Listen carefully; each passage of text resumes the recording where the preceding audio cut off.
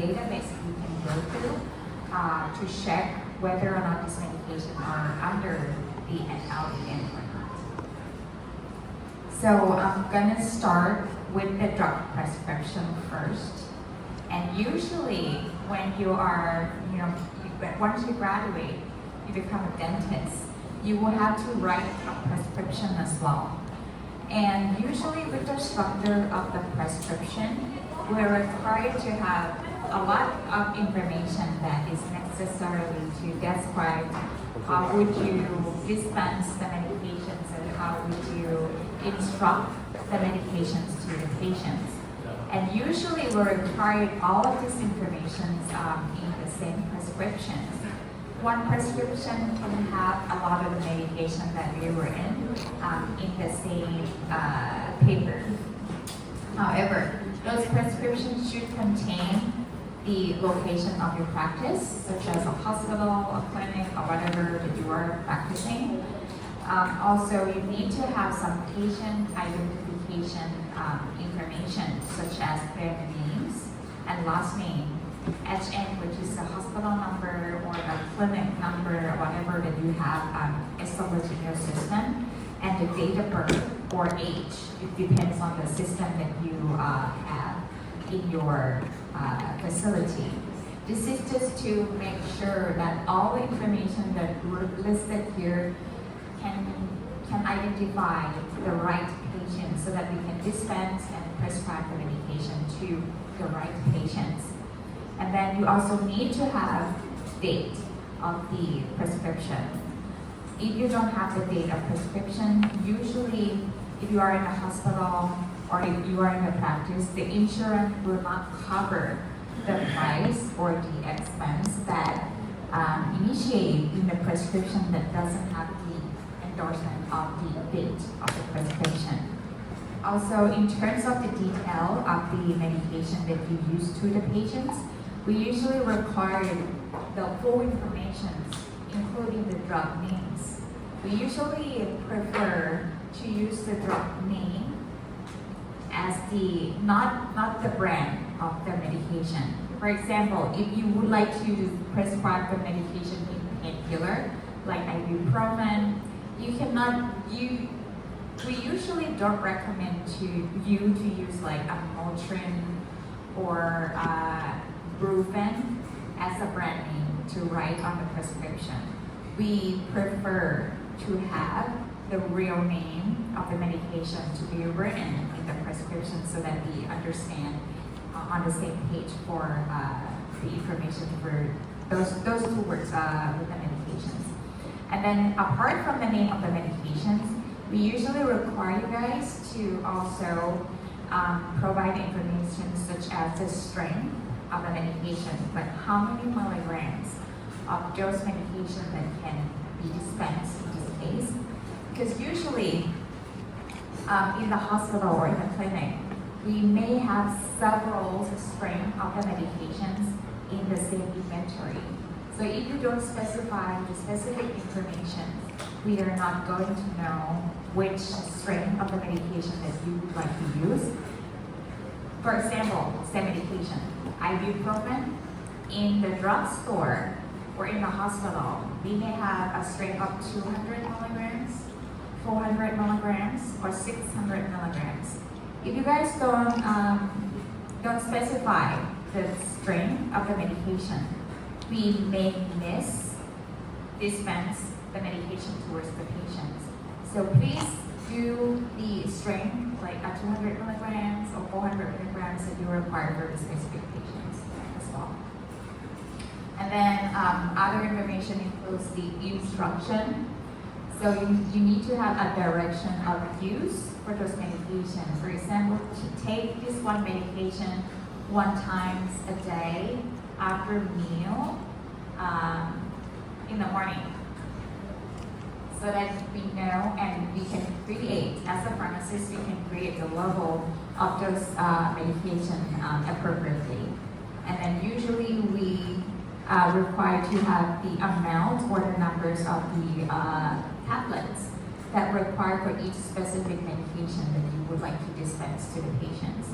And these are the example of the list of the medication under the same prescription. As you can see, it's might not clear here, but you will have some location that you practice here, and then you have name of the patients and other information to identify this is the correct or right patients or not. Usually in the hospital, we may specify the type of the insurance that cover into that patient as well, so that we can determine which NLEM or essential or non-essential medication list to the patients. Because sometimes if you dispense some medication that are not listed in the essential list of medication, the patient needs to have, they need to pay out of pocket. They cannot get reimbursed by the insurance that covered by themselves.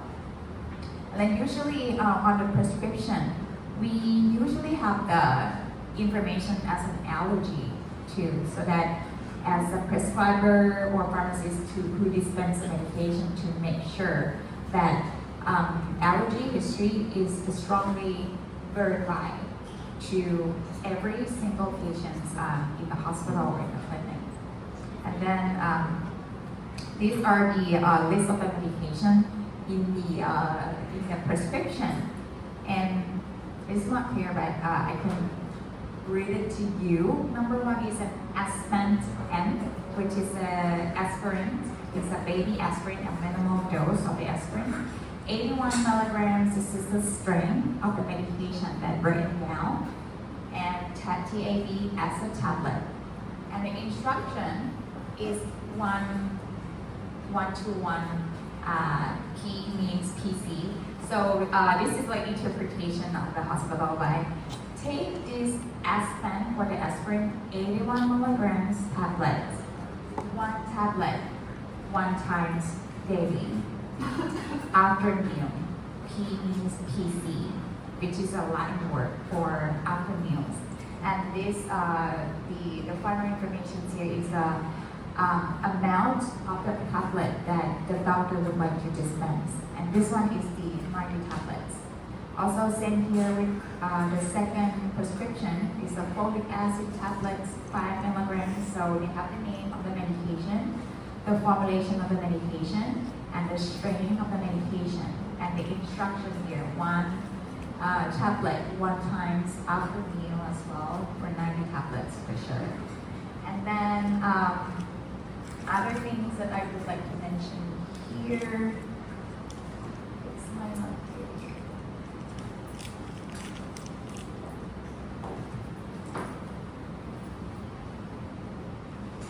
Okay, this is the medication called diamycin, which is the anti-diabetes medications. And it is an MR, it's a modified release. We just talked about the pharmacokinetics that can be impacted by this type of formulations. And then with this type of diamycin, previously we just had the history of the allergy in this patient, that she might have some allergy history here. And this medication, diamycin, the structure of this medication may be related to some substance that she has an allergy to, which is the sulfa structure. The diamycin usually have some a concern to be maybe reconsider the type of the prescription, and also other type of the drug-related problem from this diamycin from this prescription is also they stating that this diamycin is usually have that strain, and they have the maximum dose of this numbers. So usually we kind of verify of this prescription as a pharmacist role to make sure the quality of the prescription are guaranteed, and that the patients can have the safety for those medications that get prescribed. All right, just one more time. In order to make those prescriptions perfect, or at least to avoid all the errors, you need to have right patients, right drugs, right dose, right routes, and right times. with the very appropriate documentations. So these are the lists of the medications that you might need to create your own prescription in your dentistry practice. Usually, you guys may experience about the medication for a local aesthetics or some kind of antibiotics. This one is a capsule for antibiotics. Have you ever used this capsule? Can you identify it? Which medication is this? This one, the capsule, blue and green, the dark green. You look familiar, right? This is usually amoxicillin. When you see the patients, very common that they cannot remember the name of the medications. They just describe how it looks, like a round tablet, white round tablets. How come you're gonna know which one is the round white tablet? Or the capsule with green and blue color on the capsule. And these are usually, if you prescribe very often, you're well, familiar with those type of characters and the components that you have in your clinic. And this is also another painkillers that you usually commonly prescribe to, relieve the pains. And then this one, Candinox, is the antifungal. If you see some patients with the oral crutch, the ongoing infection in the mouth, maybe you can use this antifungal to have those indications for as an antifungal. And also disalidophine. Usually you used to use this medication to localize and numb the pains. And these are some of the lists of the medication that you might then deal with. Again, these are the example how to write the great prescription. This is just individual medications prescription. Again, you have the location or setting that you practice. You have the patient's information to verify themselves. Because usually, in practice, when you prescribe medication and dispense the medication, you cannot use just only one information to verify patients. You need to have some other information to verify whether or not this is the right patients. When I practice in the United States, usually they require in every single prescription to inform the date of birth of the patients. Because you imagine, American people, they have a lot of Michaels. Michaels, please proceed to receive the medication. It is impossible to use just only Michael to verify themselves, right? So you need to use last name and also the date of birth. Or some other facility may need to have some address that register into the system to verify, a triple verify that this is you, real you, to get these medications. And then also these are the prescription that have information about the drugs, like the name of the drugs, strain, how to use it, and the prescriber and the number of the medication that you would like to dispense at that time. Okay, so with those prescriptions, just the concept that the complete of the information that you provided to other healthcare professions, like nurses, pharmacists, it will help facilitate the process of arranging all the medication and the level appropriately. So I encourage you to have familiar with the name of the medication, strain of that medication, and how to use the medication appropriately for some certain indication that you would experience in your practice. Then, in order to know how to use the medications, I would like you to know about the concept of rational drug use first, so that if you know how appropriate or the concept of how to use drug appropriately, you will have more information about how to pick the medication appropriately, how to dose the medication appropriately. Rational drug use, by definition, is actually individualized towards the patients, whether this is the correct drug for the patients. So you will have to know the indication appropriately. You need to consider the efficacy and safety for patient and also the cost that might have impact into the specific patients. When you know the drugs, when you know the indication appropriately already, you will need to define the appropriate dosage, administration, and also the duration of treatment as well. Usually, when you think about the medication, you think about regimens and appropriate dose and how to take it. But you usually forget the durations, how to treat types of certain infections or how many days that you need to prescribe the painkiller to relieve the pains of those patients. So duration is also important as a prescriber to define in your prescription as well.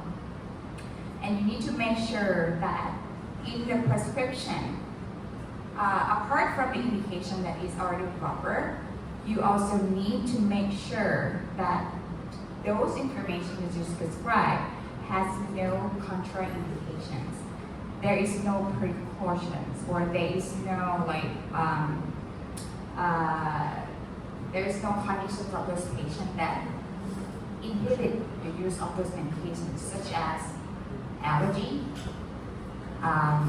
If they have some very serious type of allergy, for example, anaphylaxis or Stevens-Johnson syndrome, if you use the medication in that same categories or same type of the medication, it is going to do harm to the patient. So this is not a rational drug use for the patients.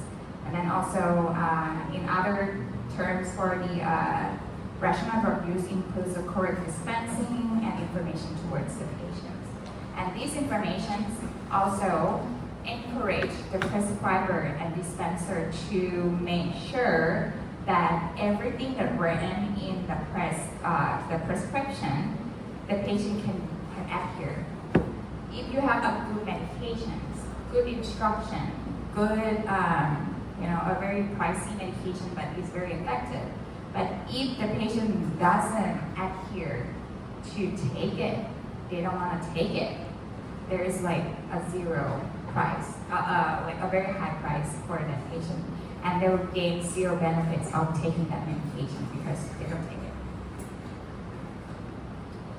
With the factors that might associated with the use of rational drug use, there's a lot of levels and regulation that might be related to the rational drug use.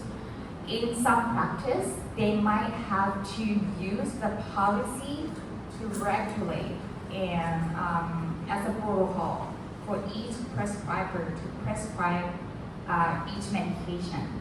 For example, if you have a very high or very high price, very expensive medication, you might need to have a protocol, a policy in the hospital or in the clinic when you can prescribe that medication. For example, you define the type of the indication for the patients, or the type of the disease, or the type of the previous history, so that they can step forward or move forward from the previous treatment that they might already experience. So the policy and local regulatory are also important to define the appropriateness of the drug, rational drug use. And then prescriber and dispenser, which is the doctor, dentist, and pharmacist, will have to coordinate together to have comply with the policy. And then we might need to have some kind of like documentations appropriately so that we can track and monitor how effective and how we comply with the rational drug use. And then also the drug supplying system should be very effective and adequate time when we request some medications. The supply of the medication should be on time. And also patient needs to be compliant with the medication that we prescribe under the rational drug use. here are why rational drug users need to be concerned. Because if we dispense or prescribe the medication inappropriately, like a false indications, there is no indication for those patients, especially with those people who get infected in some certain type of infection. All those resistant rates by having a not good rational drug use maybe have an impact.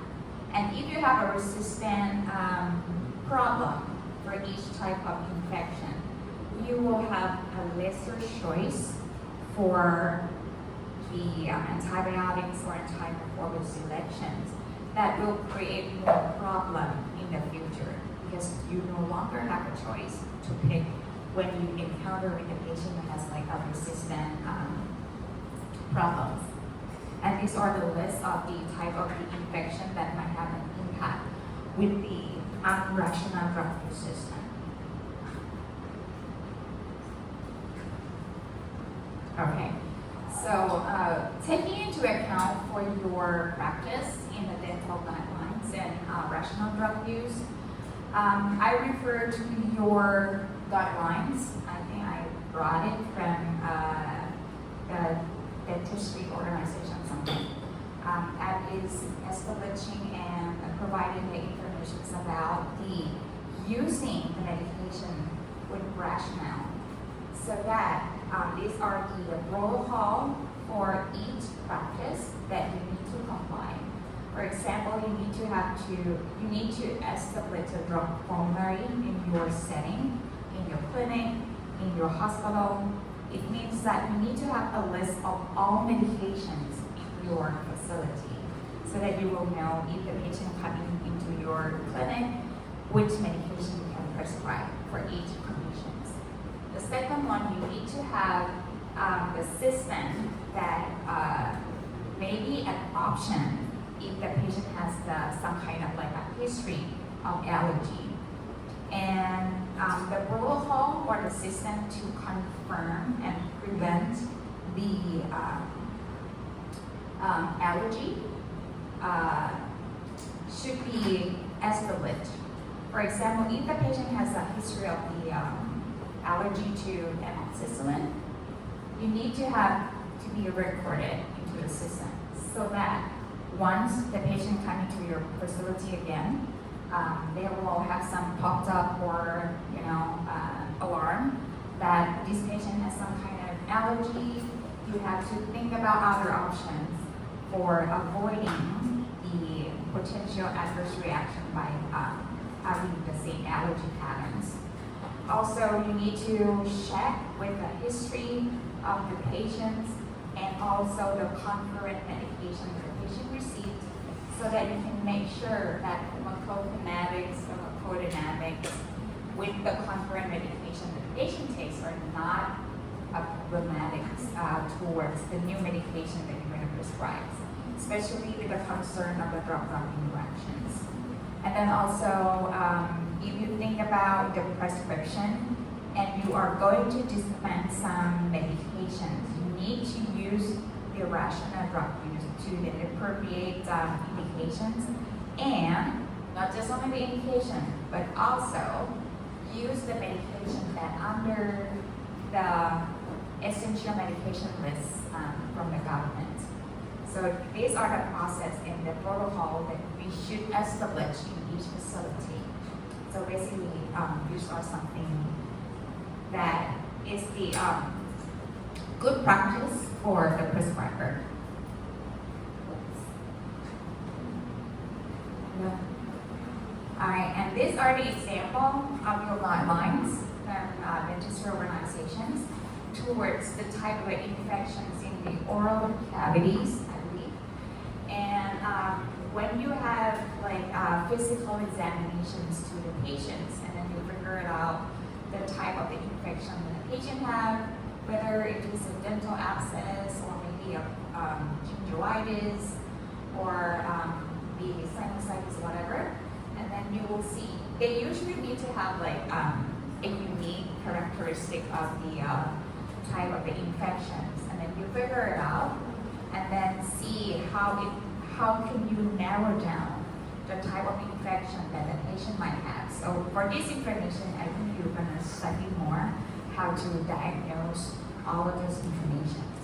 And then once you have in your mind that this type of infection may be, most likely type of the infection the patient has, you have to consider the type of antibiotics.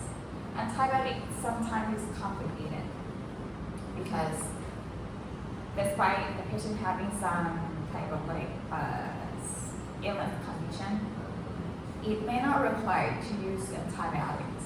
You need to have a certain conditions or status of the patient to prescribe those antibiotics.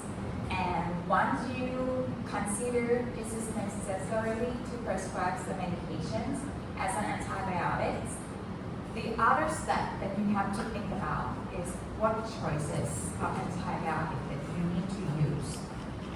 By looking at the indications, when you think about the indication, you think about what kind of most common pathogens that aligns with this type of infections.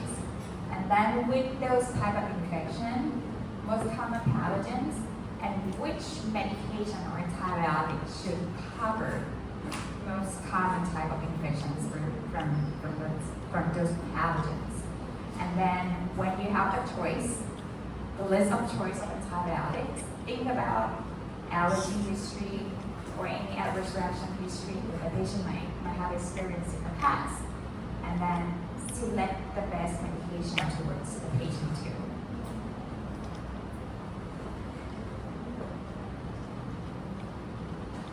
Okay. Any questions so far? This is the concept. Alright, so the last part for today is going to be related to what we call the National Essential Drug List, or NLEM. If you call it Thai, it's like a บัญชียาหลักแห่งชาติ which is very important for those people or those patients who maybe they don't have a private insurance to cover. Basically, they need to use this list of medication to get reimbursed by the government, like universal coverage or SSO, which is the Social Security insurance, something like that. That they need to use the medication under these categories. And the meaning of the NLEM, I just would like you to have an idea about Thailand drug classification first. Usually we have several classification or categories, and the requirements for each medications are different. For example, if you have a household remedies, such as the over-the-counter medications, you can sell this medication anywhere, like in 7-Eleven, like paracetamol for 10 tablets package. This is listed as an OTC. So you can sell it anywhere. You don't need to be a pharmacist, you don't need to be a doctor, you don't need to be a dentist to prescribe these medications. But if you have a paracetamol of 100 tablets package, this is no longer OTC because there's potential to use those paracetamol, like 100 tablets, in a very risky way, like suicidal effects or something like that. So those 100 tablets will, up level into the dangerous drugs here. And then with those dangerous drugs, we usually can be dispensed and sell in the drugstore or in the clinic or in the hospital. And then also, we also have, like, apart from the dangerous drugs, which is sometimes in drugstore we call behind the counter, not over the counter, behind the counter. It's like, has to be picked by pharmacist or doctor to prescribe to the patients. Another categories is the special control drugs. It is very special medication that needs to be taken care in a very intensive monitoring manner, such as opioids, morphine, tramadol, also a special control drugs. You need to have an inventory, you need to have a records, you need to have the signatures, you need to have a identification number of those patients that you prescribe this control medication. Because this category, this medication prone to have an abusive manners. For example, with the opioid, they may use an opioid to have a high effect. They can have hallucinations by taking a lot of the opioids or tremolols and stuff like that. And then as an aspirin, also categorized as a special control drugs. Do you know why? You know what aspirin, right? Aspirin. Why? Aspirin in the baby dose, 60 to 81 milligrams, is a special control drugs. Compared to aspirin 300 milligrams, it is considered as a dangerous drugs. Why the lower amount of the medication has a special concern? ทำให้ติดของทำให้ติดเนี่ย it's a bit concerning opioid. But with the aspirin, the concern of using the baby aspirin is usually we reserve this medication for heart attack patients. It means if you have a history of taking this 60 or 80 milligrams, you have special concern that you need to go to see a doctor. Otherwise, you'll die. Does that make sense? Yeah. It's just the different perspective from the opioid, but a concern in terms of the safety and efficacy of the medications. So these are the kind of like a classification of drug in Thailand. With the NLEM, it could be under the dangerous drugs or specially controlled drugs or not classified as an OTC to be listed as the non-essential drug list medications. And these are, just to an FYI with the type of health insurance scheme that we have in Thailand, the civil servants, civil servants, and then we have the social health insurance and the universal coverage. We usually have a limit of using the list of the medication by this type of insurance. They need a type of the medication under the essential medication list only. And the type of the NLEM, essential medicine in Thailand, we have a different category as well. It depends on how difficult to use those medications. For example, category A, B, C, D, E. In Thai words, บัญชีกอไก่ขอไข่แล้วก็บัญชีจอสองจอหนึ่งอะไรเงี้ยนะคะ So those category has some definitions that you might need to understand if you work, especially in the hospital. Category A is just a very basic medication, and usually it's a first-line treatment. First-line treatment means if the patient come and see you with these indications, you prescribe this medication first, like amoxicillin, ciprofloxacin, or whatever condition it is, first line. And it is very common to use medication, and it's not too pricey. Usually, it's under the category A.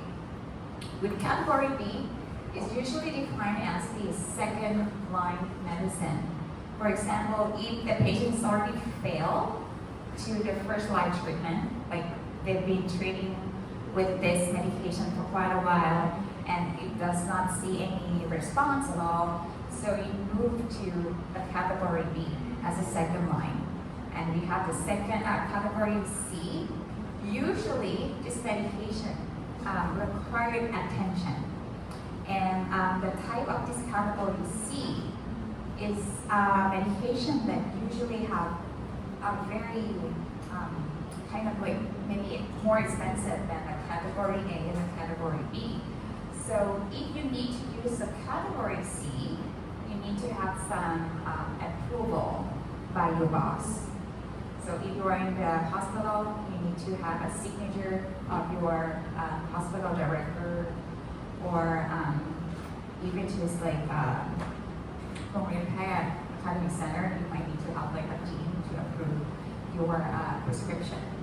And then category D, not just only the specialist approve itself, but also you need to provide some rationale, like very, very more rational drug use, and records all of those informations into the documents called Drug Utilization Evaluation, so DUE. So if you want to prescribe this category, you need to make sure that you complete this form, which is usually required to have a specialist to fill in the form.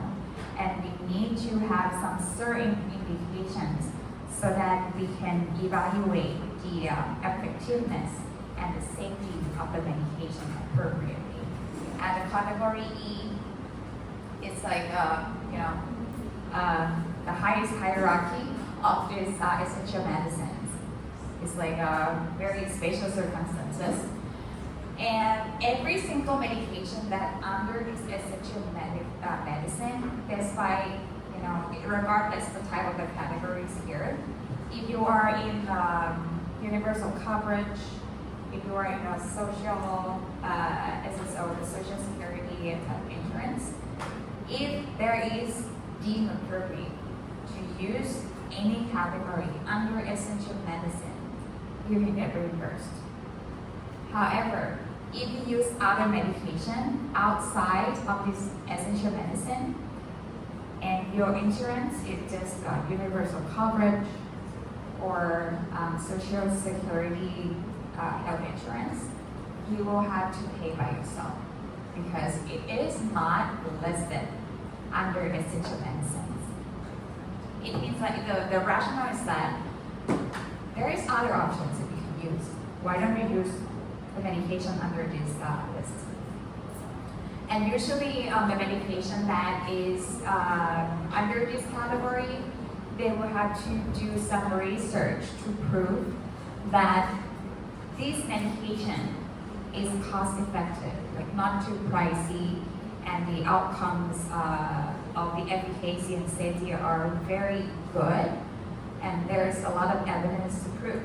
And then they can change from those non-essential medicine lists into the essential medicine list afterwards. The examples are like the type of the targeted therapy for cancer. In the past, there is no targeted therapy listed under this essential medicine at all.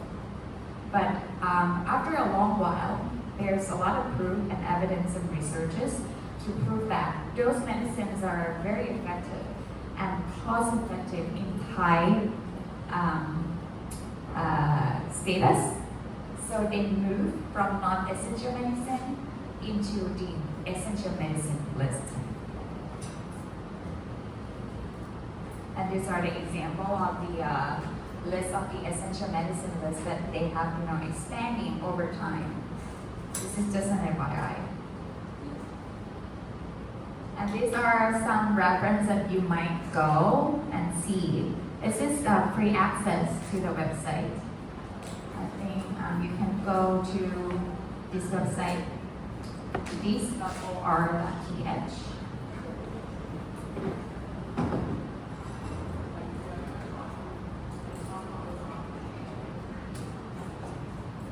And you will see this.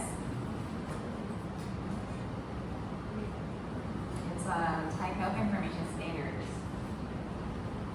And then you scroll down, and then you see the TMT browser.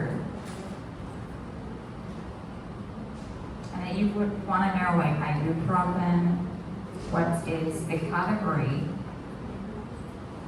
under the NLEM or not. Hit the button.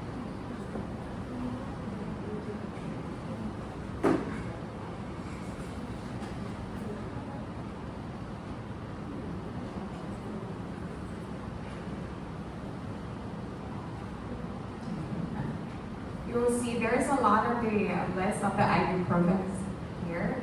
200 milligrams, 600 milligrams, whatever. You might click just one of them. And then you will see there's a lot of information and the brand of those ibuprofen as a generic names. And then the type of the strain or the formulation that they might have, and the manufacturers.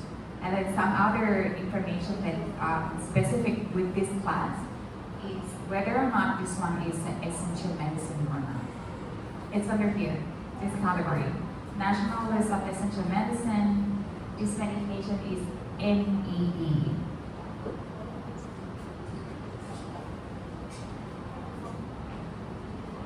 Yeah, it depends on the type of the formulations.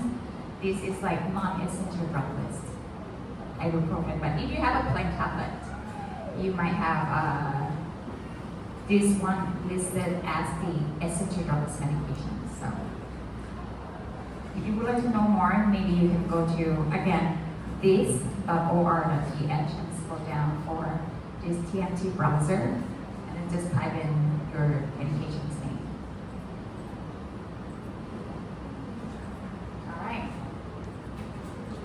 Any questions so far?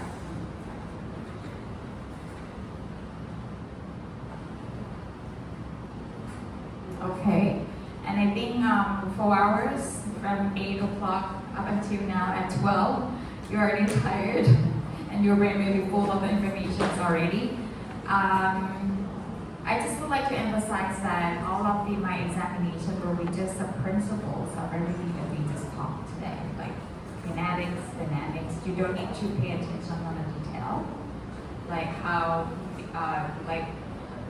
what is the half-life of ibuprofen. I'm not gonna test you on that. Okay, so just the concept of everything that we learned today. And if you have any questions towards the class, I will see you again in the next 2 weeks, maybe. And maybe you can have some list of the questions, and then you might ask at that time. Or if you would like to, you already digest some information today, you can email me.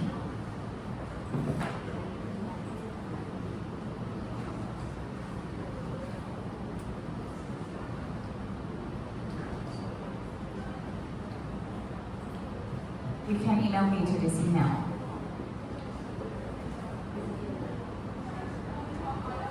And if you don't have any questions today, the class can be dismissed. ขอบคุณค่ะ Thank you.